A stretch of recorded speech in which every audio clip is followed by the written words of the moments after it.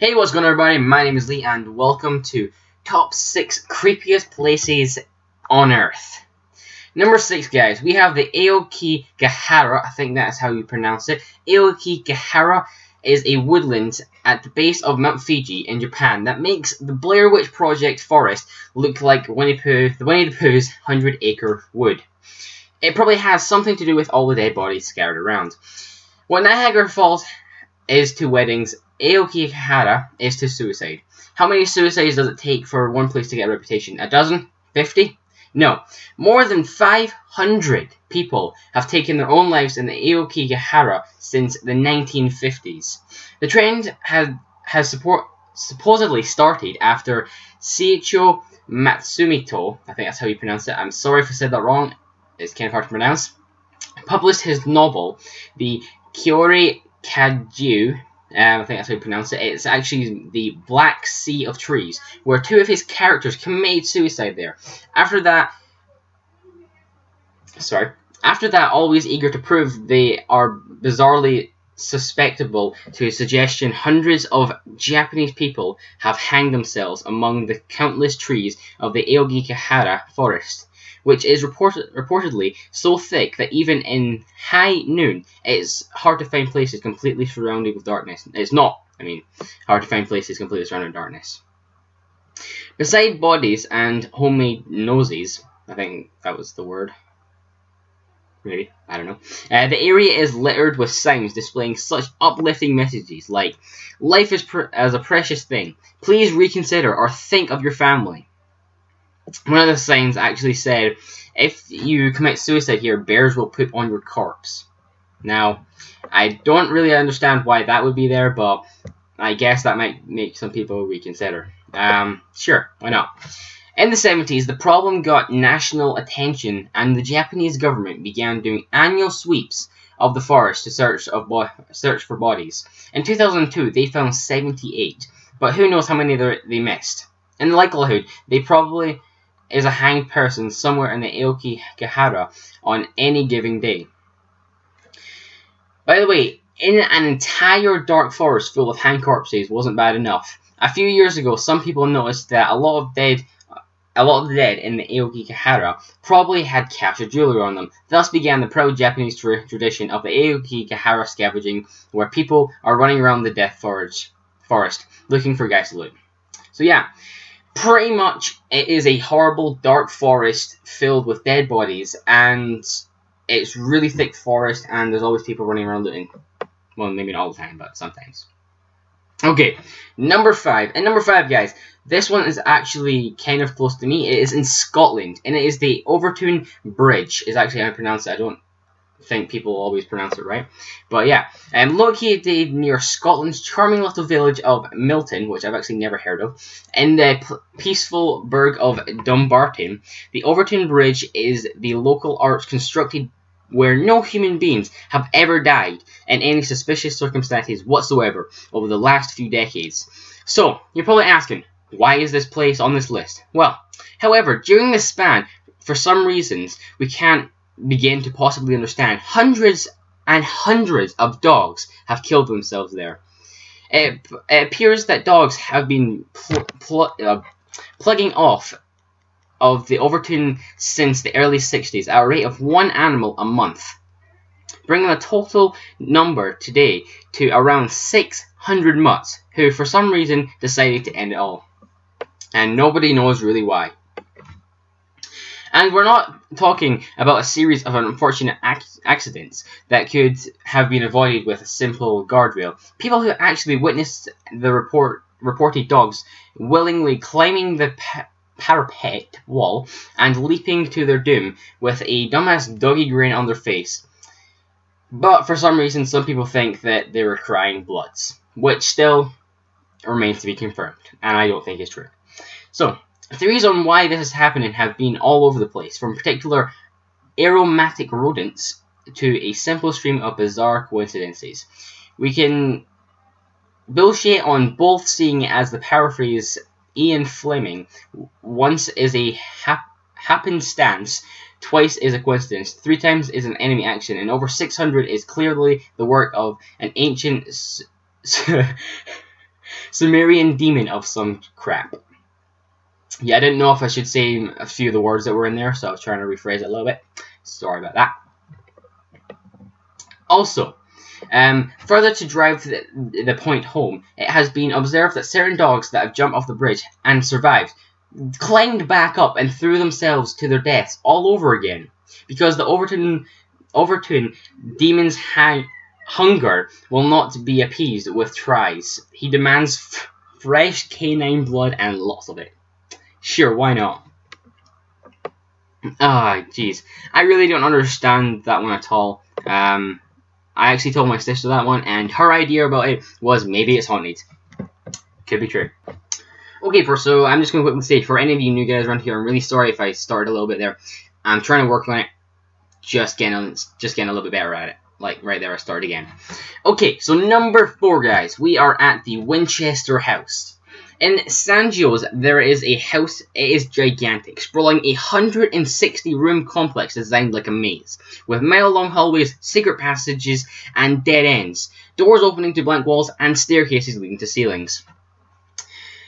It's the work of Sarah Winchester, heiress to the Winchester rifle fortune. In the late 19th century, deeply saddened over the death of her husband and daughter, she visited a Boston medium who told her she was haunted by the spirits of all the victims of the Winchester rifles. She needed to make peace with them by always building a house.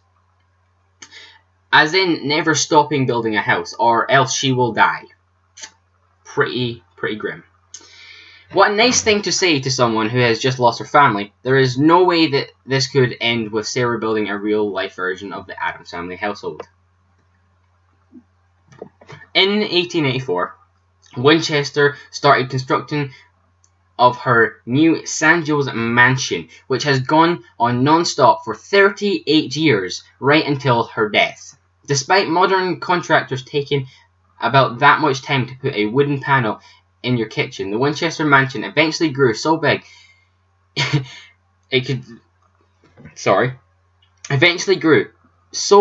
you could, in all seriousness, get lost in it.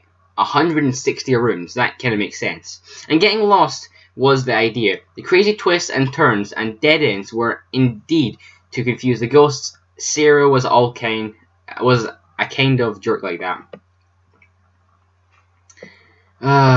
If I remember, there'll be a picture on the screen, and you will see one of the doors. It's kind of insane. Okay. But pissing off vengeful spirits was just one of the many archaeological choices for the mansion. The entire Winchester Mystery House was decorated with a constant spiderweb motif. I think that's how you pronounce it. Which Sarah believed had some spiritual meaning. And everything from the hooks on the walls to candle holders has been arranged around the house, that number 13. Supposedly for good luck. Yeah, for someone trying to free herself from ghosts, Winchester did everything but sacrifice a baby goat to Satan to assure her house would be haunted. Because why? No. So yeah, that was number 4, I think that was, and that was the Winchester house. Literally, if you want to see more pictures, just go on Google and search. It is seriously a big house. You're going to be really surprised. Okay, sorry I took a little break there, guys. Number 3, the Sedlick Ossuary. Remember when we said the Eakogara, I can't even pronounce it now, the Eogahara, that's how we pronounce it, was the Niagara Falls of suicide? Well, for centuries, the abbot in the small Czech town of Sedlick had been the Niagara Falls for dead people. Regardless of the cause of death, ever since someone sprinkled soil on the holy land of the local cemetery in the 13th century, people from all over Europe started demanding to be buried there. And the Sedlick graveyard kept growing until 1870, when the priest decided to finally do something about all those soulless bones lying around. Something insane. Today, the Sedlick Ossuary is a chapel famous for being decorated with tens of thousands of human bones. The macabre style of the interior design was the work of Czech woodcarver František Rut, who, for some reason, was hired to organize the church's extensive skeleton collection. The results were huge mounds of human remains in the four corners of the chapel. A terrifying chandelier built from every bone in the human body, and a massive skull coat from the adoring entrance.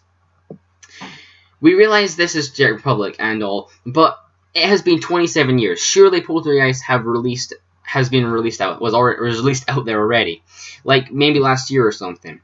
Why are they still playing with human bones as if they were Satan's Lego blocks and making them sit through mass every single day for 140 years now?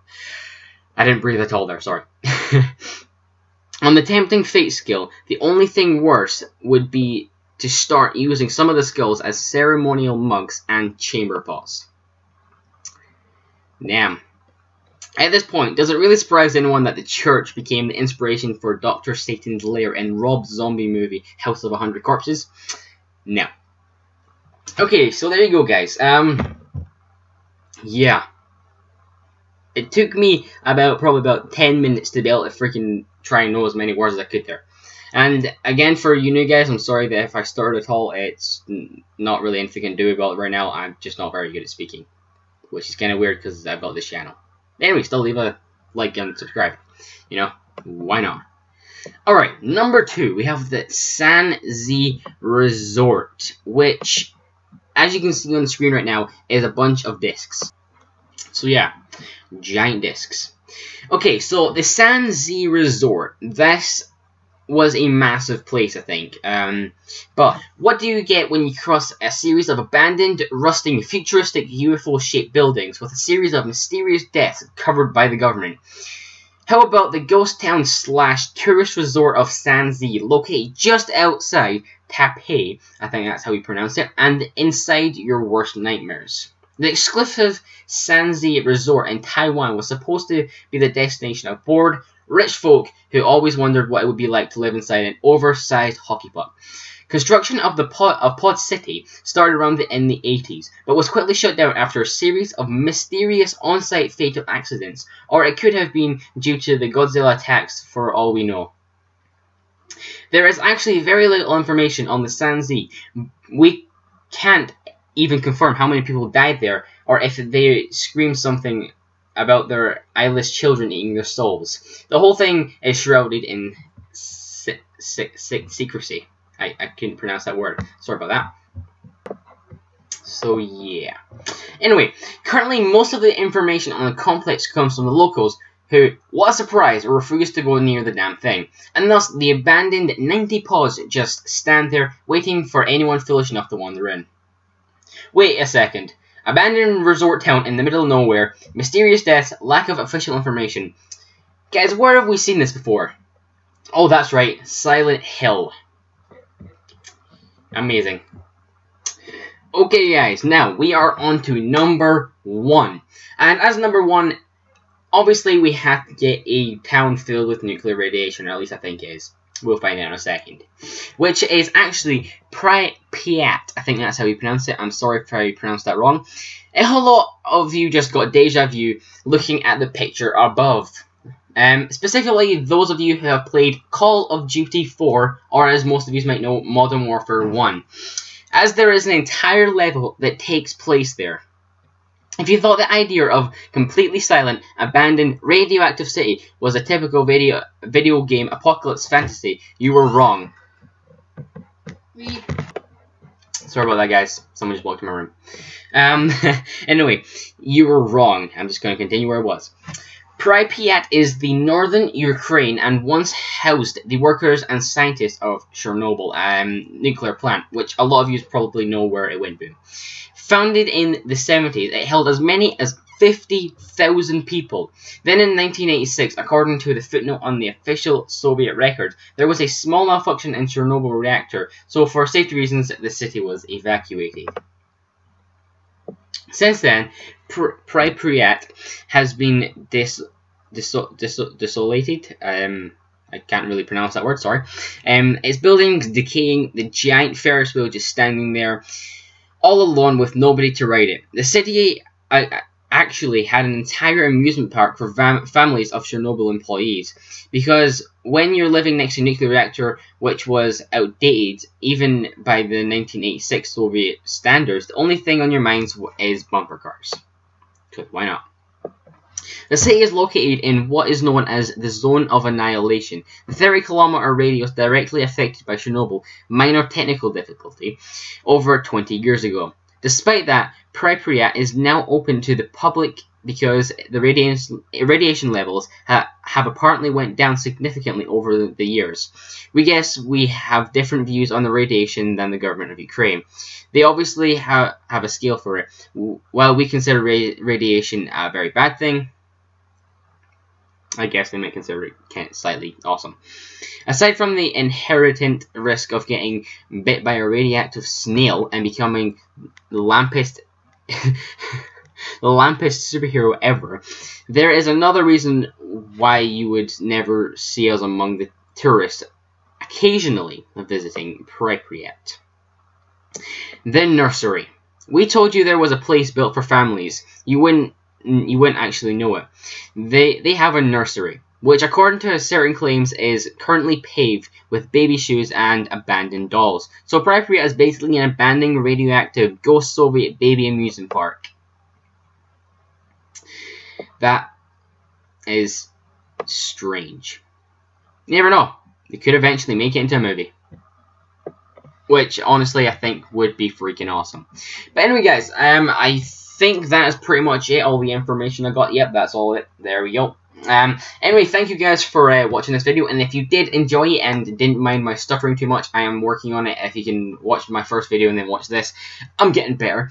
But anyway, guys, if you did enjoy it, remember to leave a like below, and remember also, if you're new around here, to subscribe. We are at like 89 subscribers right now, which is absolutely amazing. You guys are all awesome. You guys seem to love these videos, which you guys are all amazing for. Also, remember, guys, go check out my gaming channel as well. If I remember, the link will be in the description. And also remember, go check out my sister channel. She's also got a gaming channel. I'll also leave the link in the description. Thank you guys for watching, and I guess I will see you guys in the next video. Now listen to the Beast music.